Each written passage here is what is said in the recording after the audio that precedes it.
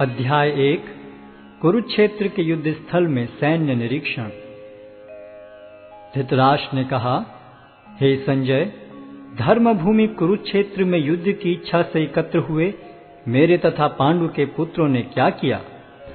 संजय ने कहा, हे राजन, पांडु पुत्रों द्वारा सेना की व्यूह रचना देखकर राजा दुर्योधन अपने गुरु के पास गया और उसने ये शब्द कहे, हे आचार्य, पांडु पुत्रों की विशाल सेना को देखें, जिसे आपके बुद्धिमान शिष्य द्रुपद के पुत्र ने इतने कौशल से व्यवस्थित किया है।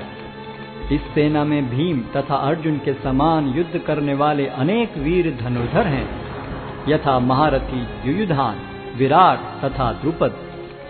इनके साथ ही धृष्टकेतु, चेकितान, काशीराज, पुरुजित, कुंतीभोज तथा शैब्य जैसे महान शक्तिशाली योद्धा भी हैं।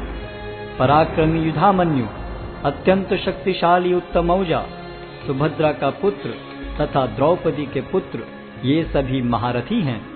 किंतु हे ब्राह्मण श्रेष्ठ, आपकी सूचना के लिए मैं अपनी सेना के उन नायकों के विषय में बताना चाहूंगा जो मेरी सेना को संचालित करने में विशेष रूप से निपुण हैं। मेरी सेना में स्वयं आप, भीष्म, कर्ण, कृपाचार्य, अश्वत्थामा, विकर्ण तथा सोमदत्त का पुत्र भूरिश्रवा आदि हैं, जो युद्ध में सदैव विजयी रहे हैं। ऐसे अनेक वीर भी हैं जो मेरे लिए अपना जीवन त्याग करने के लिए उद्यत हैं। वे विविध प्रकार के हथियारों से सुसज्जित हैं और युद्ध विद्या में निपुण हैं।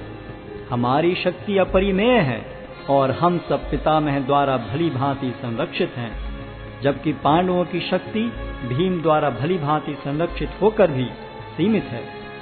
अतः इस सैन्य व्यूह में अपने अपने मोर्चों पर खड़े रहकर आप सभी भीष्म पितामह को पूरी सहायता दें। तब कुरुवंश के वयोवृद्ध परम प्रतापी एवं वृद्ध पितामह ने सिंह गर्जन किसी ध्वनि करने वाले अपने शंख को उच्च स्वर में बजाया, जिससे दुर्योधन को हर्ष हुआ। तत्पश्चात शंख, नगाड़े, बिगुल, तुरही तथा सिंह सहसा एक साथ बज उठे। वह समवेत स्वर अत्यंत कोलाहलपूर्ण था। दूसरी ओर से श्वेत घोड़ों द्वारा खींचे जाने वाले विशाल रथ पर आसीन कृष्ण तथा अर्जुन ने अपने अपने दिव्य शंख बजाए। भगवान कृष्ण ने अपना पांचजन्य शंख बजाया, अर्जुन ने देवदत्त शंख तथा अति भौजी एवं अति मानवीय कार्य करने वाले भीम ने पौंड्र नामक भयंकर शंख बजाया। हे राजन, कुंती पुत्र राजा युधिष्ठिर ने अपना अनंत विजय नामक शंख बजाया तथा नकुल और सहदेव ने सुघोष एवं मणिपुष्पक शंख बजाए।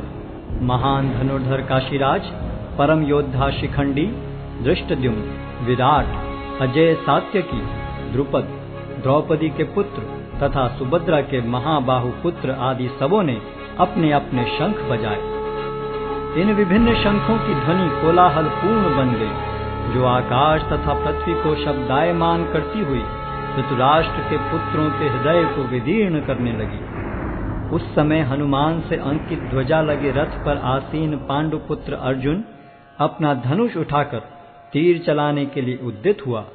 हे राजन, धृतराष्ट्र के पुत्रों को व्यूह में खड़ा देखकर अर्जुन ने श्री कृष्ण से ये वचन कहे। अर्जुन ने कहा, हे अच्युत, कृपा करके मेरा रथ दोनों सेनाओं के बीच ले चलें, जिससे मैं यहाँ उपस्थित युद्ध की अभिलाषा रखने वालों को और शस्त्रों की इस महान परीक्षा में जिनसे मुझे संघर्ष करना है उन्हें देख सकूं। मुझे उन लोगों को देखने दीजिए जो यहाँ पर धृतराष्ट्र के दुर्बुद्धि पुत्र दुर्योधन को प्रसन्न करने की इच्छा से लड़ने के लिए आए हुए हैं। संजय ने कहा, हे भरतवंशी, अर्जुन द्वारा इस प्रकार संबोधित किए जाने पर भगवान कृष्ण ने दोनों दलों के बीच में उस उत्तम रथ को लाकर खड़ा कर दिया। भीष्म, द्रोण तथा विश्व भर के अन्य समस्त राजाओं के सामने भगवान ने कहा कि हे पार्थ, यहाँ पर एकत्र सारे कुरुओं को देखो। अर्जुन ने वहां पर दोनों पक्षों की सेनाओं के मध्य में अपने चाचा ताऊओं, पितामहों, गुरुओं, मामाओं, भाइयों, पुत्रों, पौत्रों, मित्रों, ससुरों और शुभ चिंतकों को भी देखा। जब कुंती पुत्र अर्जुन ने मित्रों तथा संबंधियों की इन विभिन्न श्रेणियों को देखा तो वह करुणा से अभिभूत हो गया और इस प्रकार बोला। अर्जुन ने कहा, हे कृष्ण, इस प्रकार युद्ध की इच्छा रखने वाले अपने मित्रों तथा संबंधियों को अपने समक्ष उपस्थित देखकर मेरे शरीर के अंग कांप रहे हैं और मेरा मुख सूखा जा रहा है। मेरा सारा शरीर कांप रहा है, मेरे रोंगटे खड़े हो रहे हैं, मेरा गांडी धनुष मेरे हाथ से सरक रहा है और मेरी त्वचा जल रही है। मैं यहाँ अब और अधिक खड़ा रहने में असमर्थ हूँ। मैं अपने को भूल रहा हूँ और मेरा सिर चकरा रहा है। हे कृष्ण, मुझे तो केवल अमंगल के कारण दिख रहे हैं। हे कृष्ण, इस युद्ध में अपने ही स्वजनों का वध करने से न तो मुझे कोई अच्छाई दिखती है और न मैं उससे किसी प्रकार की विजय, राज्य या सुख की इच्छा रखता हूँ। हे गोविंद, हमें राज्य, सुख अथवा इस जीवन से क्या लाभ, क्योंकि जिन सारे लोगों के लिए हम उन्हें चाहते हैं वे ही इस युद्ध भूमि में खड़े हैं।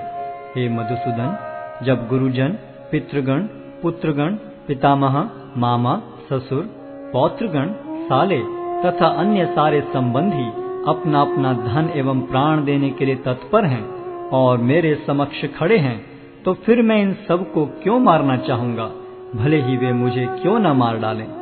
हे जीवों के पालक, मैं इन सबों से लड़ने को तैयार नहीं, भले ही बदले में मुझे तीनों लोग क्यों न मिलते हों। इस पृथ्वी की तो बात ही छोड़ दें। भला धृतराष्ट्र के पुत्रों को मारकर हमें कौन सी प्रसन्नता मिलेगी। यदि हम ऐसे आतताइयों का वध करते हैं तो हम पर पाप चढ़ेगा। अतः यह उचित नहीं होगा कि हम धृतराष्ट्र के पुत्रों तथा उनके मित्रों का वध करें। हे लक्ष्मीपति कृष्ण, इससे हमें क्या लाभ होगा और अपने ही कुटुंबियों को मारकर हम किस प्रकार सुखी हो सकते हैं। हे जनार्दन, यद्यपि लोक से अभिभूत चित्त वाले ये लोग अपने परिवार को मारने या अपने मित्रों से द्रोह करने में कोई दोष नहीं देखते, किंतु हम लोग जो परिवार के विनष्ट करने में अपराध देख सकते हैं, ऐसे पाप कर्मों में क्यों प्रवृत्त हों। कुल का नाश होने पर सनातन कुल परंपरा नष्ट हो जाती है और इस तरह शेष कुल भी अधर्म में प्रवृत्त हो जाता है। हे कृष्ण, जब कुल में अधर्म प्रमुख हो जाता है तो कुल की स्त्रियां दूषित हो जाती हैं और स्त्रीत्व के पतन से हे वृष्णिवंशी अवांछित संतानें उत्पन्न होती हैं। अवांछित संतानों की वृद्धि से निश्चय ही परिवार के लिए तथा पारिवारिक परंपरा को विनष्ट करने वालों के लिए नारकीय जीवन उत्पन्न होता है। ऐसे पतित कुलों के पुरखे गिर जाते हैं, क्योंकि उन्हें जल तथा पिंडदान देने की क्रियाएं समाप्त हो जाती हैं। जो लोग कुल परंपरा को विनष्ट करते हैं और इस तरह अवांछित संतानों को जन्म देते हैं, उनके दुष्कर्मों से समस्त प्रकार की सामुदायिक योजनाएं तथा पारिवारिक कल्याण कार्य विनष्ट हो जाते हैं। हे प्रजापालक कृष्ण, मैंने गुरु परंपरा से सुना है कि जो लोग कुल धर्म का विनाश करते हैं वे सदैव नरक में वास करते हैं। ओहो, कितने आश्चर्य की बात है कि हम सब जघन्य पाप कर्म करने के लिए उद्यत हो रहे हैं। राज्य सुख भोगने की इच्छा से प्रेरित होकर हम अपने ही संबंधियों को मारने पर तुले हैं। यदि शस्त्रधारी धृतराष्ट्र के पुत्र मुझ निहत्थे तथा रणभूमि में प्रतिरोध न करने वाले को मारें तो यह मेरे लिए श्रेयस्कर होगा। संजय ने कहा, युद्ध भूमि में इस प्रकार कहकर अर्जुन ने अपना धनुष तथा बाण एक ओर रख दिया और शोक संतप्त चित्त से रथ के आसन पर बैठ गया।